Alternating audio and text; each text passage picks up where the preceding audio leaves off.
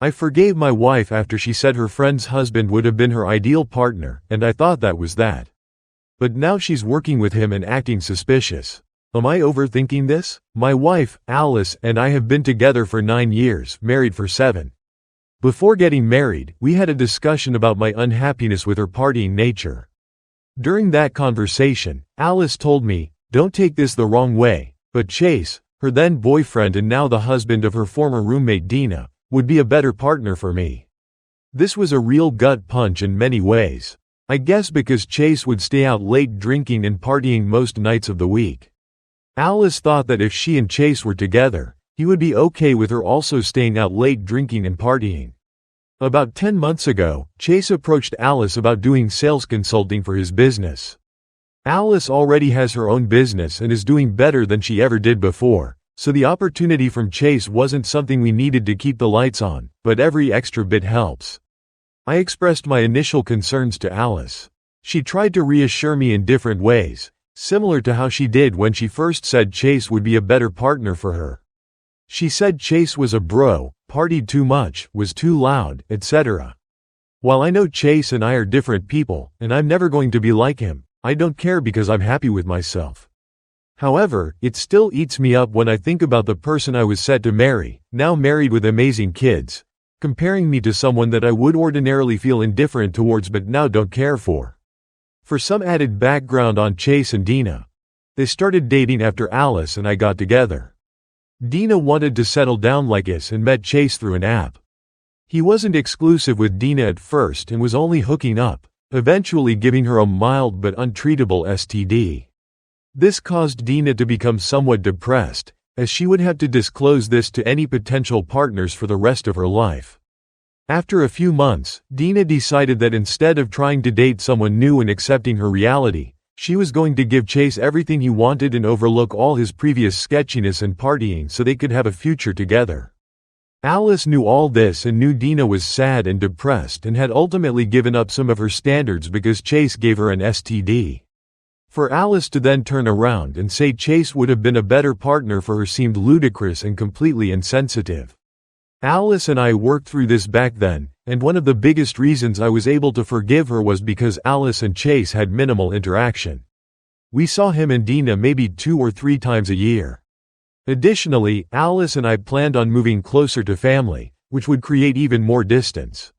Enter the opportunity mentioned above. I only catch the occasional correspondence between Alice and Chase through a shared business email account that I help with for business filings and taxes. The messages are friendly, much friendlier than I've ever messaged anyone since meeting Alice. Alice deletes only the correspondence from Chase from the inbox.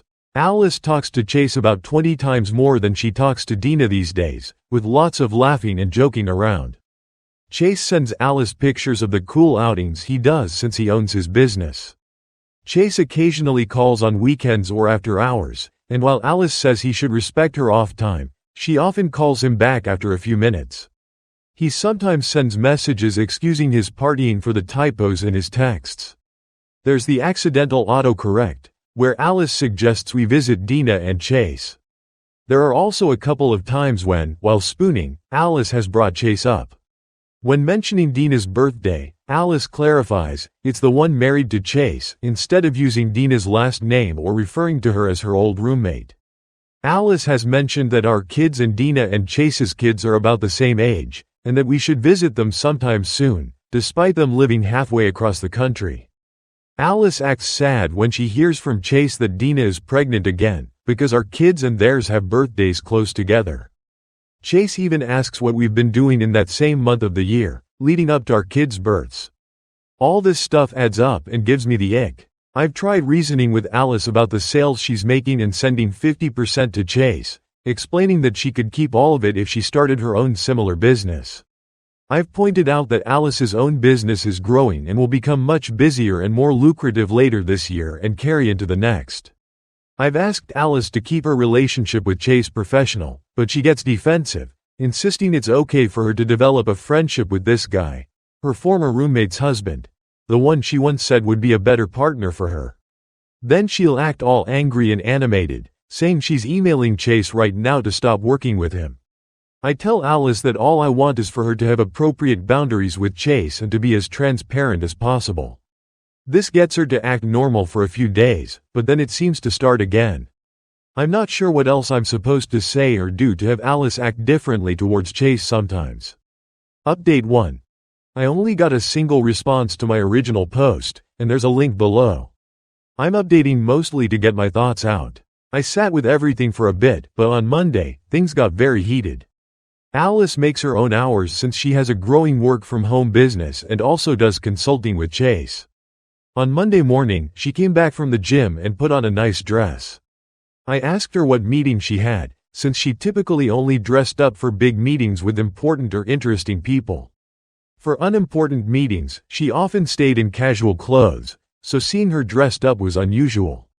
Unbeknownst to me, this question triggered Alice. Over the past couple of months, Alice had occasionally put on makeup or a nice dress, and my asking about it was something she very much didn't like, but she never communicated that to me. For context, Alice gets dressed up and puts on makeup maybe once a week, on average. I also work from home doing very boring stuff, so I'm interested in her meetings with cool people and cool products since I don't have much else going on. That night, while I was cooking, Alice made a comment about being my girlfriend, which I didn't find funny. I just wasn't in the mood, so I went back to cooking. Humor is subjective, after all. She wanted me to tell her what was wrong, saying she had an idea of what it might be. Then she started talking loudly, saying it was just a joke and asking why I wasn't laughing. She began yelling at me, saying that when I ask her questions about who she's meeting with or where she's going when she gets dressed up and puts on makeup, it comes across as me searching for something, and she didn't like that. Okay, fair enough. I told her that I wouldn't need to search if she were more open and communicative with me. We decided to delay the full conversation until after the kids were in bed. I had told Alice from the very beginning that I was uncomfortable with her working with Chase, but that we could definitely use the extra money, as long as she made me feel comfortable with the situation. I thought that was a mature, non-controlling way to ask her to reassure me. However, Alice has not made me comfortable with the situation. I also didn't expect their work together to last as long as it has. I thought it would only be a few months, but due to changing demands, it looks like it might go on for 2 years. The argument that night was wide-ranging, but Alice was mostly mad about me searching for things. I mentioned many times, in different ways, that I had asked her to over-communicate. I should have specified that I primarily wanted her to over-communicate about her dealings with Chase. She wouldn't tell me much about their communication, so I'd have to ask, and then she would explain what was going on with their work but never volunteer any details about their personal communication. By me asking, Alice said she took it as a sign that I was okay with everything, but in reality, I was asking because she wasn't telling me anything on her own.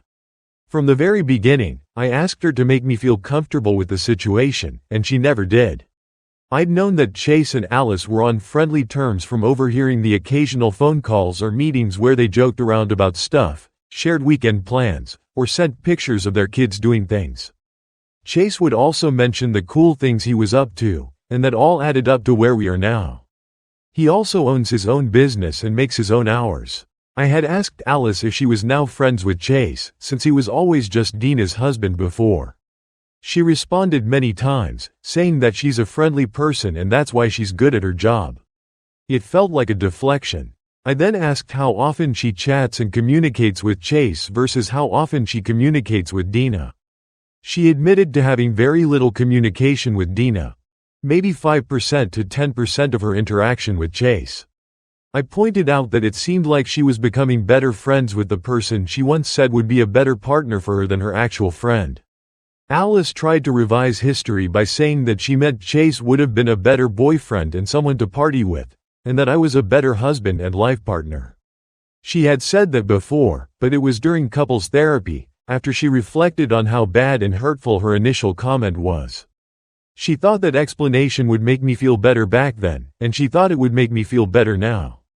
But I told her it didn't. I mentioned that she wasn't setting boundaries with Chase, like when she would answer calls, texts, messages, and emails. For example, Alice and Chase were supposed to get an update from a client on a Friday evening, which was already imposing. Alice showed up, but Chase and the client didn't. The next day, Chase called Alice when our family was spending time together. Alice said she wouldn't answer because it wasn't respectful of her time, but then, 5 minutes later, she said she was curious about what was going on, so she left family time to call Chase.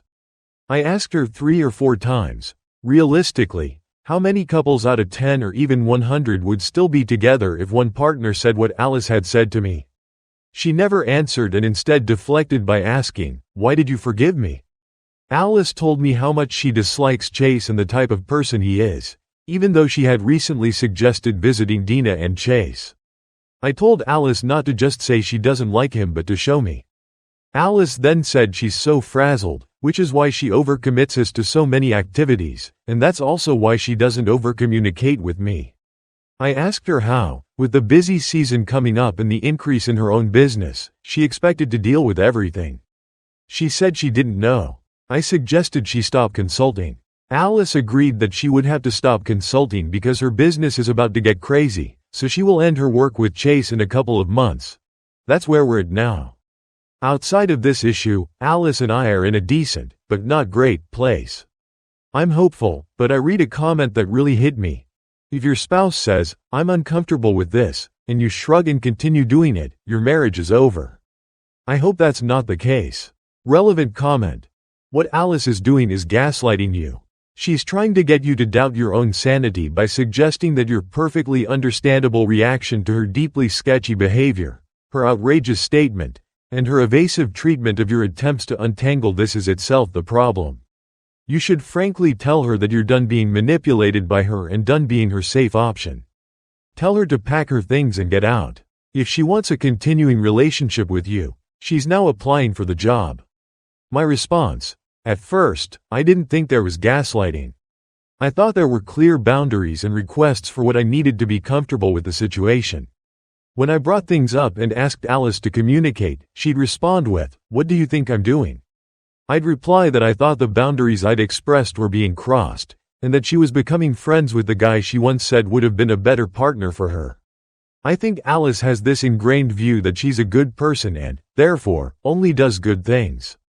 Any questioning of actions contrary to that feels like an attack on her character, which is hard to talk through and deal with. Conclusion. The story paints a complex picture of trust, communication, and unresolved emotional baggage. At the heart of it, the marriage between Alice and the narrator is strained not just by Alice's interactions with Chase, but by deeper issues around honesty, boundaries, and respect. Alice's refusal to set clear boundaries with Chase, despite her husband's discomfort, highlights a recurring theme of evasion and deflection. Rather than addressing the emotional toll her words and actions have taken on her husband, she continually shifts focus, either downplaying the issue or avoiding accountability. For the narrator, the emotional scars left from Alice's earlier statement, that Chase would have been a better partner, linger. What was once forgiven becomes a recurring source of pain, especially as Alice's increasing closeness with Chase threatens to blur the lines of professionalism. The situation snowballs as Alice's lack of transparency leads the narrator to doubt her motives, and worse, to question the foundation of their marriage. Ultimately, the story shows how important it is for both partners to be truly honest with one another. While Alice claims to be a friendly person by nature, it's her husband's inability to get clear answers or reassurance that creates the growing rift. His frustration is met with defensiveness, leaving him in a constant state of unease, and even after several confrontations, no real resolution is in sight. In conclusion, this story serves as a reminder that marriages are built on trust and communication. When those elements break down, as they have here, resentment builds. While Alice promises to end her consulting work with Chase, the damage has already been done. It's unclear whether that alone will be enough to heal the emotional wounds caused by her actions, or whether they can truly rebuild what's been lost. About story. The story is emotionally complex, and it touches on some deep issues that can arise in relationships, primarily around trust, communication, and boundaries. At its core, it feels like the narrator is caught in a slow, painful unraveling of a marriage where lingering doubts and past wounds continue to fester. Alice's actions and the dynamic she shares with Chase create a lot of tension, but the real issue seems to be her inability, or unwillingness, to truly acknowledge her husband's feelings and prioritize his emotional comfort. There's also a lot of evasiveness on Alice's part. She deflects and downplays her connection with Chase, even after having previously admitted that he could have been a better partner for her. That kind of statement would shake anyone's confidence in their relationship. Yet, instead of addressing the underlying hurt and insecurity her husband feels, Alice becomes defensive, which makes things worse. The narrator's perspective is clear. He feels like Alice is not being transparent, and this lack of communication is wearing him down. He seems like he genuinely wants to trust her and move forward, but her continued involvement with Chase and her dismissive responses only heighten his doubts. The fact that Alice doesn't see how crossing those boundaries can harm her marriage, or that she refuses to set limits with Chase, is concerning. It's as if she's prioritizing her own sense of autonomy over the emotional well-being of her husband. This isn't to say she's necessarily doing anything outright malicious, but there's a persistent sense that she's disregarding his feelings in favor of preserving her friendship and work relationship with Chase. It's also hard to ignore the underlying vulnerability of the narrator. He's been trying to remain calm and reasonable throughout the situation, asking for more communication, reassurance, and boundaries, yet he's met with resistance. It feels like a classic case of someone being gaslighted, or at least emotionally manipulated, where his perfectly valid concerns are minimized, and he's left to question whether he's being unreasonable. The story, ultimately, is sad because it highlights how much pain can be caused when partners aren't truly on the same page emotionally. The narrator is holding on, but the unresolved issues keep piling up, leaving a lot of uncertainty about the future of the marriage. Thank you very much for watching to the story so far. I suggest you to subscribe to the channel so that you don't miss tomorrow's stories.